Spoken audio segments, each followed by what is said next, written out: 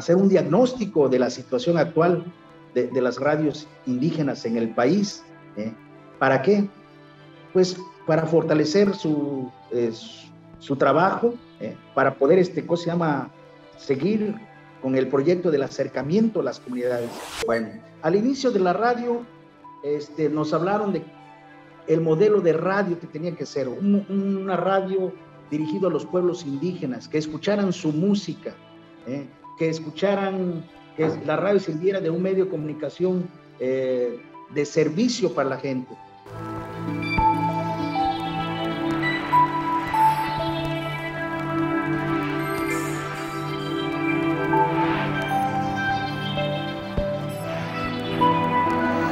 Amigos de la Academia Mexicana de la Radio, qué gusto que estén conectados con nosotros a través de este medio. Es un medio fabuloso donde nos pueden ver en cualquier parte del mundo, y más en esta ocasión va a ser doblemente fabuloso porque usted ya escuchó a nuestro entrevistado. Es un entrevistado que nos ha platicado, que nos va a platicar de cosas muy interesantes, de algo que a veces como que no le damos mucha importancia, pero es tan trascendente. Créanmelo, es muy trascendente lo que vamos a platicar el día de hoy con nuestro invitado. Hablamos de las radios indígenas. ¿Y quién mejor que ya está conectado, ya lo ve usted en la línea, para que nos platique? Es director de una radiodifusora de este concepto que es de verdad muy importante. ¿Quién mejor para que nos platique de esto? Josías Zaragoza Maldonado. Josías, gracias por este enlace. ¿Qué tal, Cuauhtémoc? Muchas gracias. Me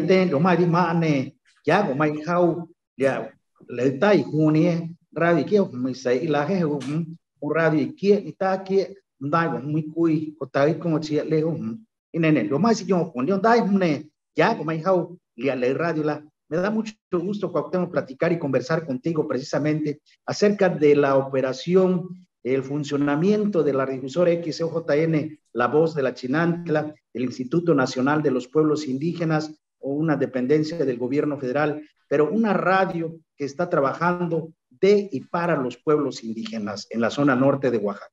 Josías, de verdad nos da mucho gusto que nos muestres lo que hace esta radiodifusora, pero vamos a comenzar.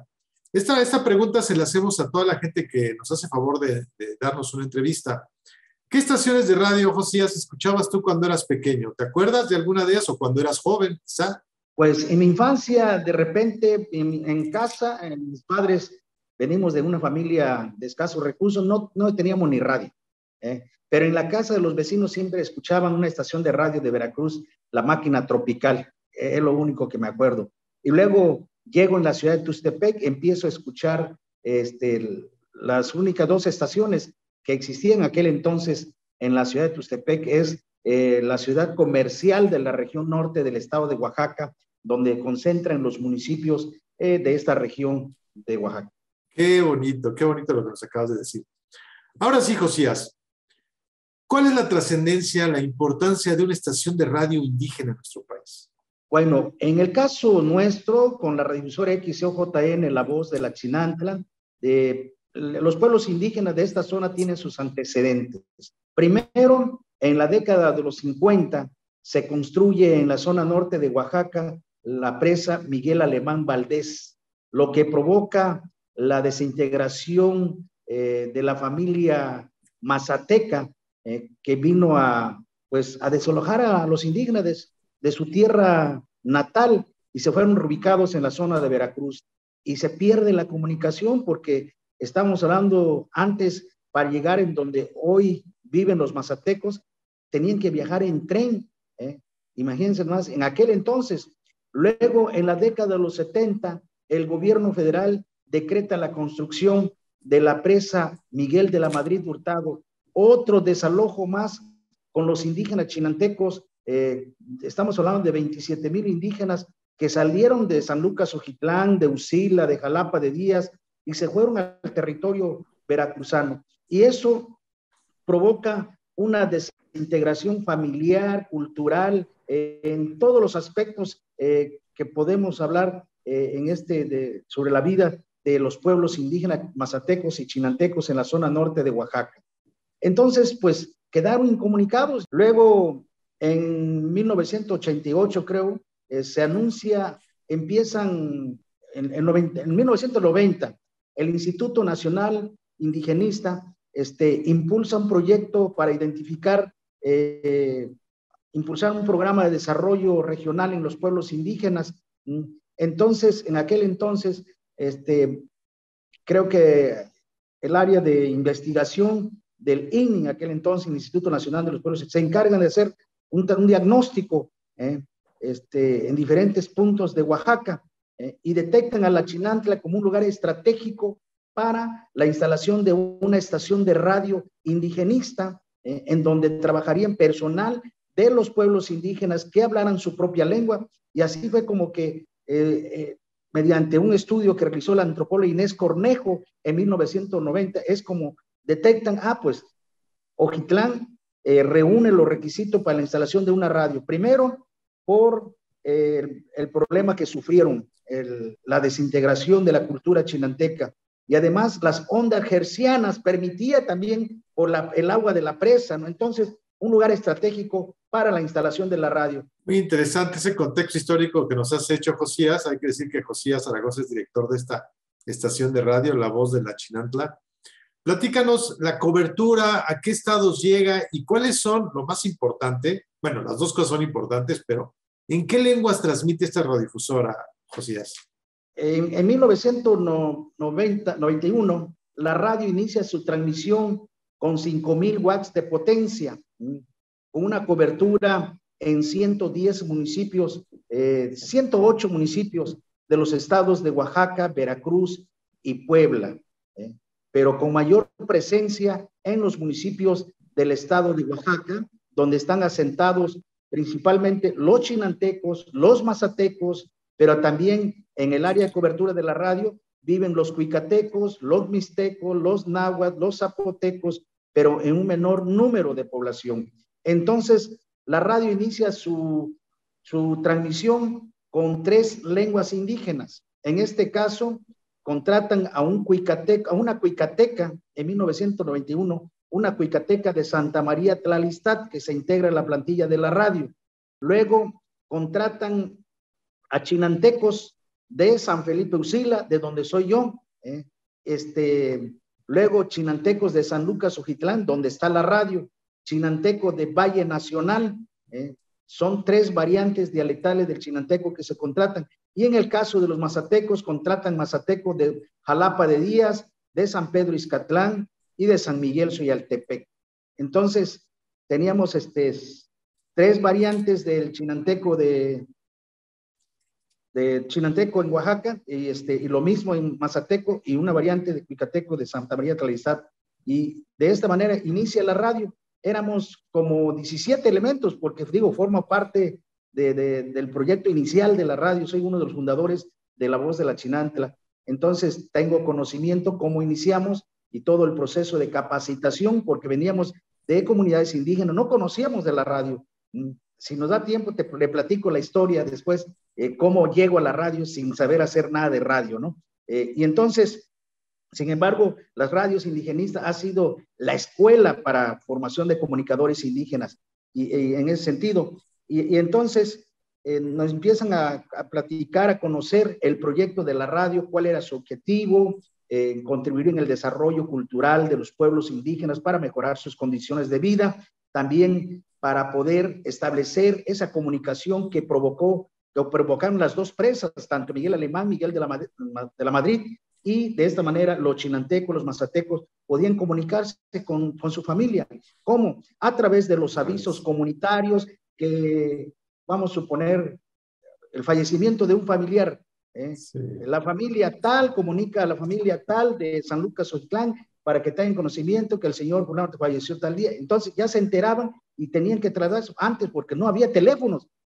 Por ejemplo, cuando la radio se instala aquí, había una sola caseta telefónica, y para poder enviar reportes informativos al noticiario nacional, yo tenía que ir a la caseta en aquel entonces, con una grabadora pegada ahí en la caseta, ¿no? Y tenía que, ¿cómo se llama?, apartar el horario para el envío de la nota informativa. Y entonces, luego, no, pues ahora hay que recorrer las zonas de reacomodo para identificar si hay gente que toca música, si cantan en lenguas, si conservan su música tradicional, cómo se realizan la fiesta, si siguen realizando las fiestas tradicionales, como antes hacían los chinantecos. Y empezamos a recorrer la zona de reacomodo. a entrevistar, a grabar narradores indígenas, para que contaran la historia, la leyenda, los cuentos, que la tradición oral ha sido un elemento para la conservación y preservación de la lengua indígena en los pueblos indígenas. Josías, un poco me has dicho esta labor del mensaje, de avisar de la muerte de un familiar, pero ¿cuáles serían en su mayoría los contenidos que tiene una radio indígena? Ya me platicaste de la música. ¿Qué otras cosas te transmite para toda la comunidad? Bueno, al inicio de la radio nos hablaron de el modelo de radio que tenía que ser, una radio dirigido a los pueblos indígenas, que escucharan su música, que escucharan, que la radio sirviera de un medio de comunicación de servicio para la gente.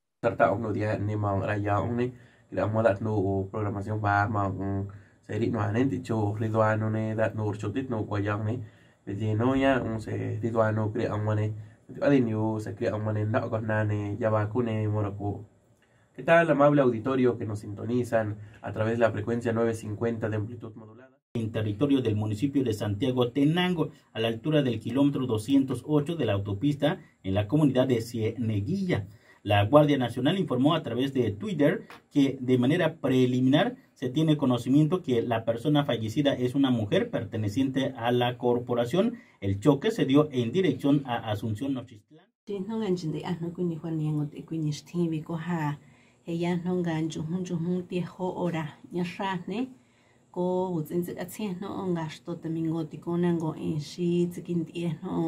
Nyanga anda ya anda mishiti nangini mana shi tsayana escha kwa na soy hai tu na mahati sina orela y hai matanya nata lola. Bienvenidos una vez más en la programación de este espacio de Son de Marimbas. Les saluda Eslava Procopio Morales y recuerde, estamos atentos a sus mensajes al número telefónico de esta emisora. Es ahí como nacen, por ejemplo, espacios de avisos comunitarios entre ríos y montañas. Es ahí donde nace un programa de complacencia de la música exclusivamente de marimbas, que es la música que abunda en la zona norte de Oaxaca, entre los pueblos chinantecos, mazatecos, aunque la marimba no es de aquí, de esta región, proviene de Chiapas, pero dicen que para apropiarse de algo pues, hay que agarrarlo, ¿no? Y entonces, pues los chinantecos empezaron a tocar y a hacer suyo la música marimba, y es lo que abunda aquí en la región, y se abrió ese espacio. Luego también el programa sobre las fiestas tradicionales de las comunidades, se abrieron espacios de convocatorias, de eventos deportivos, de fiestas tradicionales, de bailes, y el programa se llama Fiestas y Deportes de mi Pueblo. Esa es la otra sección. Y también el espacio del noticiario en aquel entonces, que se llamaba Tzahumi, que en español significa gente indígena. Y era, pues, la verdad, no teníamos internet, no había medio para poder obtener entrevistar, como hoy estamos haciendo, ¿no? A veces teníamos que recortar notas de los periódicos locales. Me acuerdo, compraba yo el periódico, mi director en aquel entonces me traía bonches, unos 5 periódicos a la semana de los medios nacionales, ¿no? De ahí tenía que retomar notas para los espacios informativos de la radio y otras entrevistas que hacía localmente aquí en la región. Y entonces empezamos a diseñar la barra programática pensando en la gente, nosotros, el personal de la radio. Y así veníamos trabajando, y grabamos la música, y luego también cuando íbamos a las comunidades hacíamos producciones sobre las fiestas tradicionales, sobre la vida de los pueblos, y abrimos una serie radiofónica que se llama Vida y Costumbre de los Pueblos. Y así, luego otros compañeros que tenían series radiofónicas sobre la medicina tradicional como programa de contenido. El programa de salud, que también donde participaba un personal médico para la prevención de las enfermedades comunes en las comunidades indígenas. Programa de medicina tradicional que ya le conté, y así cada quien tenía una serie radiofónica en la radio. Nos fuimos, pues pasaron los años y de repente se nos da la oportunidad, ¿no? de dirigir la radio en el 2004. Fue cuando precisamente, digo, fuimos afortunados porque cuando aumentan la potencia de la radio de 5 a 10,000, y dije, pues ya tenemos 10,000, pues ¿qué más hago, no? Y empecé a reunirme con los compañeros, a documentarme un poco sobre la radio indigenista, ¿no? Y entonces platicamos, consulté a algunos amigos que están en el campo de la comunicación y le digo, quiero hacer algo en la radio. ¿Qué quieres hacer? Pues sería bueno hacer un estudio, le digo, de qué piensa la gente de la radio.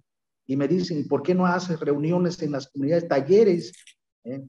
Y ya empecé a platicar con algunos actores indígenas, con los músicos. No, dice, la gente no entiende qué son talleres. No, en mesa de trabajo. No, dice, haz asamblea comunitaria, dice, lo que acostumbre la gente. Y ahí le dices, venimos a esto, y así empezamos a acercarnos con las autoridades municipales, tradicionales, instituciones comunitarias, como el Consejo de Ancianos, los músicos, los médicos tradicionales, y ahí empecé a impulsar un proyecto con mis compañeros de la radio. El proyecto se llamó Proyecto de Fortalecimiento para la Participación Comunitaria.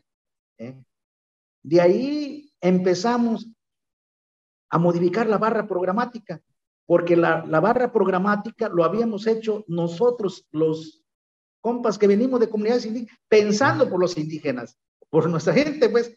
¿Y cuál fue la sorpresa cuando llegamos en las comunidades? Presentamos la barra programática, igual la pregunta que me hiciste, venimos de tal medio de comunicación, de la red, antes que se instalara La Voz de la Chinantla, ¿qué radio escuchaban? ¿Y ahorita escuchan la radio? Sí. ¿Qué escuchan la radio? ¿Qué no le gustan de la radio? ¿Qué le gustaría escuchar? ¿Y siguen escuchando las otras radios? No, pues ya no, porque tenemos una radio así, que es La Voz de la Chinantla. ¿Y qué le gustaría escuchar? Pero díganos, ¿qué no te gusta de La Voz de la Chinantla? Y empezaron a decirnos, la gente en las comunidades. No se detuvieron, Josías. Y empezaron a decirnos, no, hay locutores, dice, que nos aburren en la locución. ¿Y qué hacemos? Dice, apagamos nuestra radio. Hay locutores que ponen 2, 3 piezas de música, dice, y eso no nos gusta. Escuchamos la radio porque aquí en el pueblo no tenemos reloj y queremos escuchar la hora. Pero también dan la hora en español y no en lengua. Y entonces ahí fue una, ¿cómo le puedo decir? Algo de reorientación para nosotros. Sí, o sea, claro. nos dieron lo que nosotros teníamos que hacer. Y luego dicen, incluso hubo crítica constructiva y destructiva, ¿no? Empezaron a decir, es que pone música muy aburrida de otros pueblos que no entendemos la lengua. Incluso señalaron que cuando ponen música de los mazatecos no entendemos, no transmite eso. Ya le empezamos a platicar un poco sobre la pluriculturalidad, el reconocimiento de la diversidad cultural de nuestro país y del mundo, ¿no? Imagínense, le decíamos a los chinantecos, ¿no? Si los mazatecos digan, no pase la música de los mazatecos, y no, de los chinantecos, no. Pues no, le digo, no. Tenemos, entonces, bueno, es excelente. Y luego también surge la idea, dicen, queremos en Santa María Tlalistán, eso fue en Santa María Tlalistán, en la zona cuicateca, un señor se levantó, y dicen, una vez escuché en la radio que de ahí ya no pasaron, dice, un problema que hay aquí en mi pueblo del alcoholismo, dice, mucha gente toma y se pierde, dice, no saben tomar, y dicen que es una enfermedad. Sería bueno que abrieran ese programa ahí en la radio. O sea, estaban hablando de un programa, una serie radiofónica sobre el alcoholismo, la prevención del alcoholismo. Interesante. Y ahí surge una serie radiofónica del alcoholismo. Luego, el espacio de marimba, dicen, Son de Marimba se llama el programa. Oye, dice, nosotros, los campesinos, nos vamos a trabajar y no escuchamos la música de la marimba. Dice, ¿por qué? Porque estamos en el campo. Nos cuentan nuestras esposas, nuestros hijos, oye, papá, qué bonito estuvo el programa hoy de la radio de Ojitlán. Y entonces, ¿por qué no abren otro espacio en la tarde de Son de Marimbas? Es ahí donde empezamos a modificar la barra programática de la radio, ¿sí? Empezamos a insertar programas de contenidos musicales de acuerdo a las necesidades de los pueblos. Pero ahí le va otro.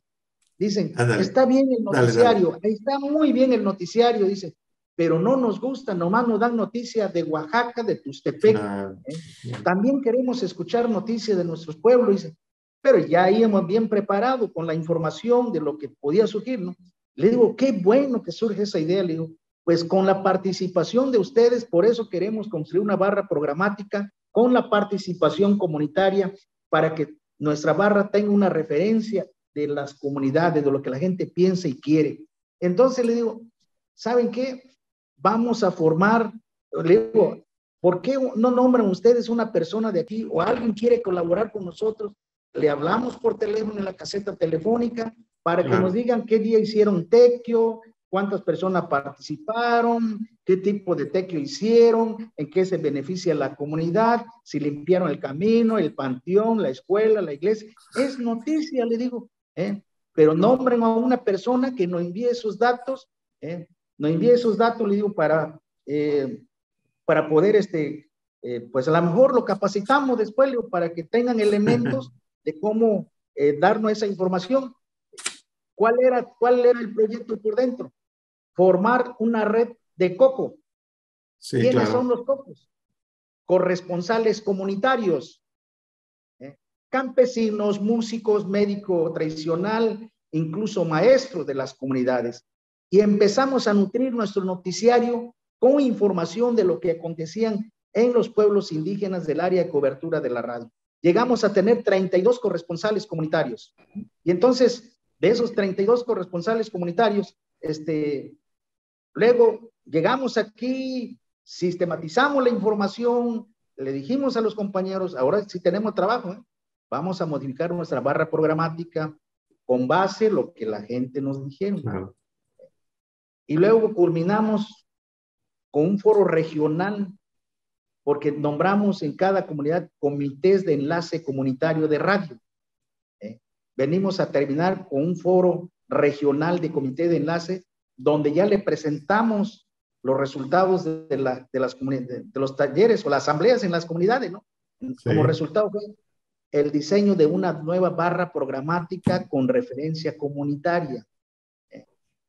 Y luego hay un compromiso de la radio con la comunidad también, de capacitar a los corresponsales comunitarios. A los cocos. Entonces, elaboré un proyecto para la capacitación y formación de una red de corresponsales comunitarios, donde pues te hablé y contraté a algunos comunicólogos, presenté el proyecto a la Dirección de Comunicación Intercultural en aquel entonces de la Comisión Nacional para el Desarrollo de los Pueblos Indígenas, me autorizaron el proyecto y de ahí buscamos la manera de cómo conseguir una grabadora para los corresponsales comunitarios. Ya nos enviaban su audio también vía telefónica. Bonito. Ese fue el trabajo que hicimos en el 2004 hasta 2008. Empezamos a recorrer las comunidades y a hacer de la radio, una participación comunitaria. Josías, tú que se nota que eres un experto en radio indígena, a nivel mundial, no solamente México, por supuesto, tiene una comunidad muy grande de grupos indígenas, pero a nivel mundial, en cuestión de radiodifusoras indígenas, ¿cómo andamos? ¿Estamos a nivel? ¿Nos hacen falta más radiodifusoras o con las que tenemos es suficiente, Josías? Mira, de hecho, somos los afortunados hasta el momento, porque tenemos un medio de comunicación. Pero eso no quiere decir que a otros pueblos no le hace falta. Pero también hace falta, pues, hacer un diagnóstico de la situación actual de las radios indígenas en el país. ¿Para qué? Pues para fortalecer su trabajo, para poder, seguir con el proyecto del acercamiento a las comunidades y analizar si realmente las radios indígenas están cumpliendo con las expectativas de los pueblos indígenas. Porque la verdad, después, imagínense, de 1991 a 2004, después de 15 años, nos dimos cuenta de lo que la gente quería, un trabajo que nosotros no lo habíamos hecho. Empezamos a recorrer las comunidades, fue cuando nos dimos cuenta. Había señoras que hablaban en su lengua, que nos hacían esa observación, qué tipo de radio escuchaban y qué no le gustaban escuchar de la radio, ¿no? Y así empezamos a trabajar Ahora sí, Josías, dinos cómo llegaste a esta radio tan apasionante, tan importante y que de veras tenemos que darle su justo valor. ¿Cómo llegaste a la radio indígena, Josías? Veo, se instalará una radio indígena en Ojitlán. Empiezo a leer, no, se requiere personal para esto y esto y esto y esto y esto. No reuní yo requisitos, pero no pierdo nada con ir a preguntar. Entonces me fui a la oficina del Centro Coordinador Indigenista del INI, aquel entonces en Tustepec, y ya eran las 3 de la tarde, porque entré yo a trabajar a las 3 de la mañana. Eran las 3 de la tarde y le digo al patrón, ¿sabe qué? Me duele el estómago. Le digo, ¿qué te duele el estómago? Lo que tiene es flojera. Y dice, no, le digo, mañana no vengo, voy al doctor. Ah, sale pues. Y no fui al doctor, la verdad, una mentira piadosa, pues. Hay gente que hacen cosas malas para ser peor, ¿no? Hice algo malo para hacer algo mejor para mí. Y entonces fui a preguntar a la oficina del Centro Coordinador y me dicen, no, pues que se requiere profesionista y tal día es el examen. Ah, bueno, le digo, está bien, vengo tal día. ¿Y cuáles son los requisitos? No, pues esto y esto y esto. Y ya me preparé también con los requisitos. Me preparé. Llegó el día del examen y me dice, llego a la panadería y me dice el patrón, ¿qué tienes? No, hasta tal día me entregan los resultados. Flojera lo que tiene, dice, pero el día de la entrega de resultados era el día del examen. Entonces, y llegué a presentar el examen, ¿y qué pasó el examen? Y me dicen, ¿no tienes ninguna carrera? No, pues apenas tengo secundaria. Bueno, dicen, pasaste el examen, tiene que ir a Ojitlán. Y llegué en Ojitlán un 14 de agosto de 1990. Y es aquí donde nos empiezan a dar curso, ¿no? de capacitación sobre periodismo radiofónico, apreciación musical, fonoteca, producción radiofónica, guión y producción, y otros, otros temas que se aborda aquí en la radio, ¿no? Y entonces, así fue como que llegué. No, y vas a seguir otro rato, seguro, Josías, porque con la pasión que nos platicas lo que haces y lo que hace la radiodifusora, es necesario que continúes en ella. Josías, ya sabes, el tiempo en los medios, aunque sean medios electrónicos como este, pues a veces como que no nos permiten seguir adelante, pero de verdad estoy encantado de escucharte. Pero a ver, comparte a la gente dónde pueden escuchar la voz de la Chinantla, dónde te pueden leer a ti, dónde pueden saber más de radio indígena, que me parece importantísimo que la gente conozca nuestra radio indígena, que con mucho orgullo, te voy a platicar una anécdota, ahora dame chance a mí. Yo hice mi servicio social en el Instituto Nacional Indigenista, en la subdirección de radio. Y recuerdo muy bien que tuvimos la fortuna de conseguir la radionovela Doña Bárbara, que estelarizaba Ofelia Guilmain. Y conseguimos grabarla y entregársela al instituto. No sé si llegaron a las radiodifusoras. Yo espero que sí hayan llegado. Era una radiodifusora, era una radionovela en español. Pero fue muy bonita esa experiencia, haber trabajado y haber estado haciendo servicio social en las radios indígenas, en la subdirección de radio del INI, en aquel entonces, Instituto Nacional Indigenista. Pero platica de la gente, ¿dónde pueden escuchar la difusora? ¿A través de qué medio? Ahora con las nuevas tecnologías, ¿dónde te pueden seguir a ti? Que eso es muy importante, que conozcan tu trabajo, que sepan de lo que haces para que la gente escuche la radio indígena, Josías. Sí, Cuauhtémoc, fíjate que el sistema de radiofusoras culturales indígenas del INPI tiene ahí su página de ecos indígenas y ahí vienen todas las estaciones de radios indígenas y ahí está el logo de la XOJN, la voz de la Chinantla. Dice XOJN, la voz de la Chinantla. Le dan clic y ya, esperar un ratito que arranque la aplicación y ya, están escuchando la voz de la Chinantla en cualquier parte del mundo. Y lo otro es escucharnos a través de la radio, ¿no? En el 950 de amplitud modulada.